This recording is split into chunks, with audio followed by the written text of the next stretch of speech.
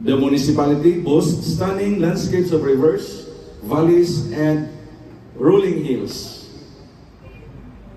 While modest in population, Pantar's strength lies in its people and its agricultural economy, centered on crops like rice, corn, and coconuts, as well as fishing, which sustains many families. The name Pantar itself carries meaning derived from the Maranao word for to cross or to pass through. It speaks to the region's identity as a vital hub and its connection to the river that nourishes its land and people. The journey as a municipality in fire protection has also been transformative. Once a cluster under the Iligan City Fire Station, Pantar shifted in 2016 under Bacolod Fire Station's watch.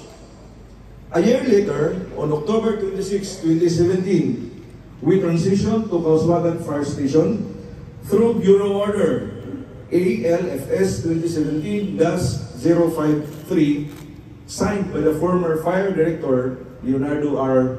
Banyago.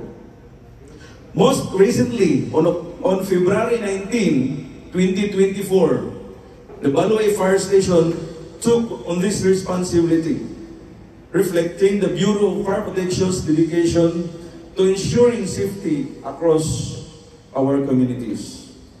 A significant milestone was reached in 2016 when former Honorable Muhammad Ichan Gabriela Limbuna generously allocated 500 square meters of land for fire safety infrastructure, a move that shaped the foundation of today's progress.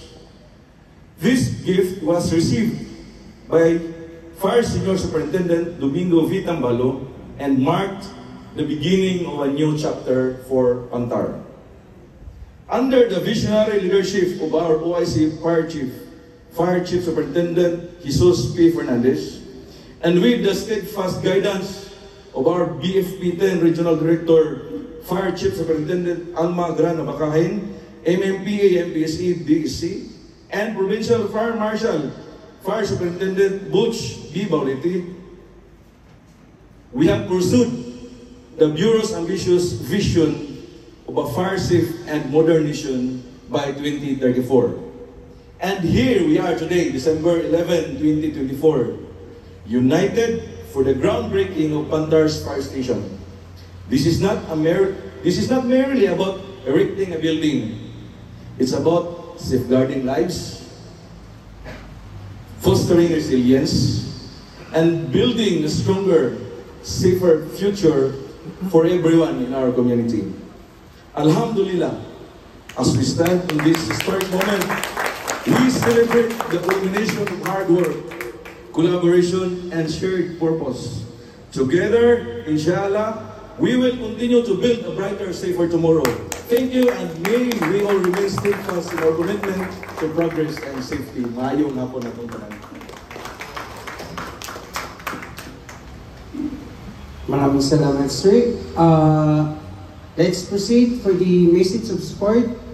So, nakalimutan to i-acknowledge, no? So, ito na rin, i-acknowledge ko na rin siya to give us a message of support. May I call our active MLGO, Sir Rochelle J. Zalsos. Nakalimutan na sa Assalamualaikum warahmatullahi ta'ala wabarakatuh. Good afternoon to everyone. First and foremost, my respects to our municipal mayor na nandito sa ating presidential table, along with the SB members of this municipality headed, of course, by our vice mayor. Bisita natin, no, and partner for this grand occasion, our officers from the Bureau of Fire Protection, si Ma'am Abakahin, who is, from what I have heard, bagong-bago lang, ma'am, no? Newly installed. Very newly installed. And of course, the fire marshals of the different fire stations as well as the provincial na mga officers na nandito ngayon. Good afternoon to all. Once again, I want to welcome everyone for this to this momentous occasion. Of course, ang ato ang pinaka-partner in the development of this municipality and a strong colleague and one of the champions on the maintenance of public safety. So the DILG is actually tasked with the maintenance, no, of public order, peace and order and public safety. Sila ang I sa DILG. They are the uniformed personnel. Sila yan. Kasama namin sila. With the BJMP, BFP, and the PNP. Kami yung nasa local government sector. It was only a few years ago na mga problema natin dito sa Pantar was focused on the access to the different basic services. I was assigned here 2021. And now, we have somehow caught up with the different other municipalities, no, on the access to the delivery of basic services. Now we are facing a different type of problem. Just last year, we have this increasing occurrence of fire incidences in our municipality. So the establishment of this municipal fire station is a very, very welcome and very good development to this municipality. Hindi lang po ito basta-basta na fire station, as Sir Zambrano had said, this is a modernized type of fire station. No? So it not only decreases the possible damage of fire na mangyayari kung meron man, it also will lessen the risk of having fire incidences. With the fire station available here, there will be constant education on the fire safety and fire hazards para sa ating mga tao, especially on the children. No?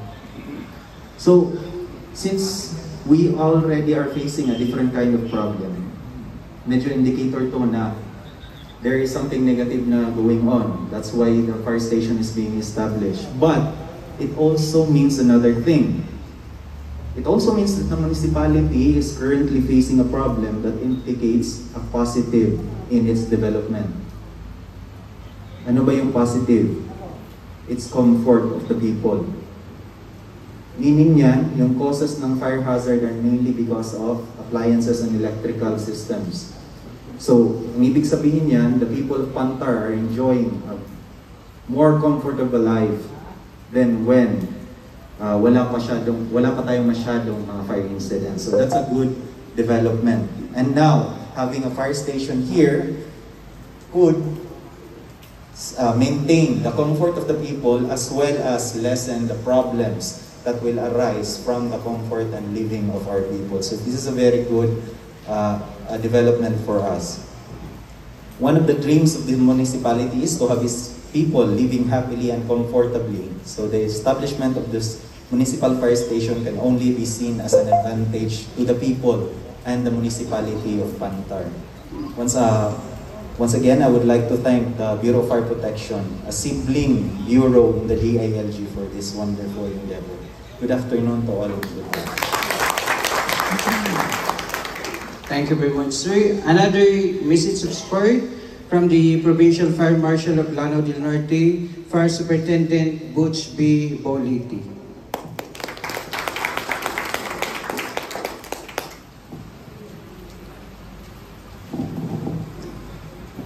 Sa lahat po ng kapatid natin dito sa Pantar, Assalamualaikum. To our Honorable Mayor, Mayor Jabati Tago, sir, Vice Mayor, Honorable Kasim Yabubakar, sir, and the members of the Sangguniang Bayan, thank you for polishing the resolution sa donation natin, no? Palakpakan po natin. Isang libo salamat for the giving us a home. To our regional director also for the construction, no? Para ma-prioritize yung Pantar. Palakpakan po natin yung regional director natin, si Chief Superintendent Almagran Abagay. So sa Tibok Region 10, kabuuhan, Lanao del Norte at saka kami ginalaang naiwan na mayroon pa mga munisipyo na walang fire station. Sa Lanao del Norte, we have 10. Out of 10, meron na tayong 5, no, under construction. Palakpakan po natin ang leadership natin, ating director. And also, Sa atin po, sa Camiguin, isa lang po under construction din ngayon. So this is the drive of the Bureau of Fire Protection to modernize all municipalities nationwide. Meron ng fire station. Kasunod niyan, fire truck, tsaka personnel. Siyempre, hindi pwede yung bahay, walang tao, at walang kagamitan. And with this groundbreaking, malaki pong pasalamat din namin sa Lanao del Norte na magkakaroon ng fire station ang Pantar in aid po sa ato ang mga kalapit na bayan. Like ngayon under ng Balui Fire Station. Sa dami-daming cluster municipality, that is Taguluan, Pantauragat, Matunggaw, and Pantar. So apat ang area of responsibility. Hopefully, inshallah, pag matapos na lahat-lahat, fire station, personnel, saka fire truck, makakatulong na rin ang Pantar. And also, sa provision natin sa RNN 514, yung fire safety, fire code fees collection natin, may enjoy na ng locality of Pantar. Kasi yung 20% share, yung kabuuhang fire code fees collected by municipality, ang nag-i-enjoy ngayon kasi under ng Balui, ang nag-i-enjoy is ang Balui. 20%. Ngayon, pag ma-activate na yung fire station natin dito, ang mag-i-enjoy na sa overall year na collection ng fire code fees. Kasi 80% share sa national government, ang 20% mababalik sa local government for the use of our fire station projects. Then, ganun nga, isang libo salamat for your support, Mayor, at our Regional Director, and Alhamdulillah. Maraming salamat, sir. Another message of support from our active municipal mayor, Honorable Jabber D. Tago.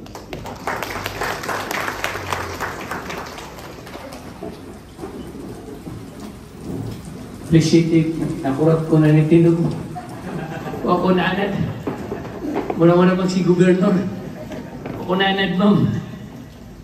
Audubillahi minasyaitanir rajim. Bismillahirrahmanirrahim. Assalamualaikum warahmatullahi wabarakatuh. And good afternoon to everyone. Magtatagal ko kasi nandito si ma'am. Napakalaki na pagsasalamat ko sa Bureau of Fire Protection kasi itong year at saka parang last year may mga insidente nangyayari pero medyo malayo yung Sagiran at saka Balui para makatulong. Tapos nag-pray ako kay Allah sana malagyan din kami ng fire station para ma-enjoy na ng taga Pantar. Nung pumunta sa akin si Sir, sabi ko, napakaganda siguro kung malagyan na ng building kasi ma-pressure ang taas na malagyan na ng fire truck na bago. Kasi nakakaya naman kung maglagay sila ng fire truck na bago, wala pang building. So, parang sayang din. So ngayon, yun ang pinag-pray ko kay Anda RD, nangyari na. So to follow na yung dalawa na lang ang kulang. Bali yung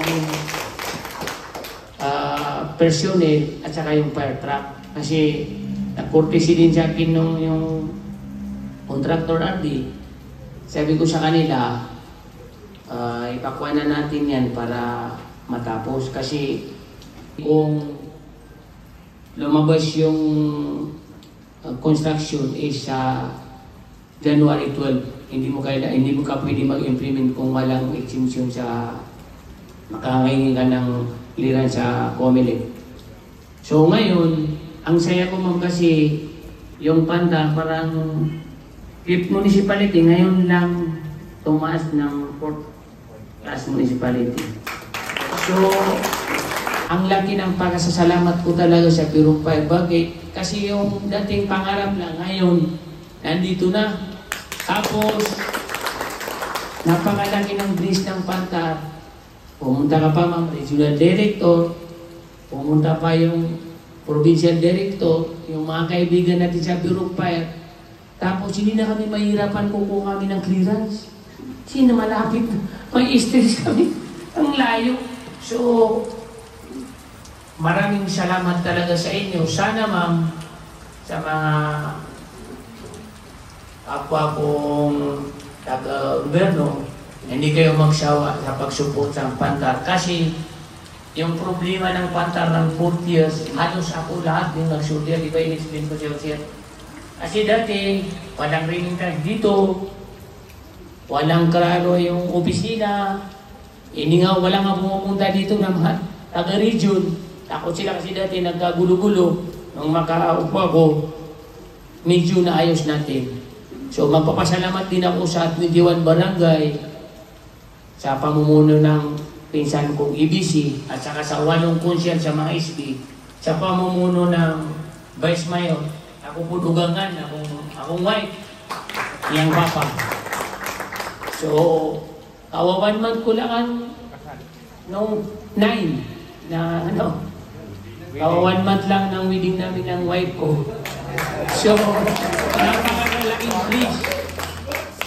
Napakalaking bliss kasi ang dating Pantar ngayon, ma'am, unti-unti na umukan na kami, yung umangat na.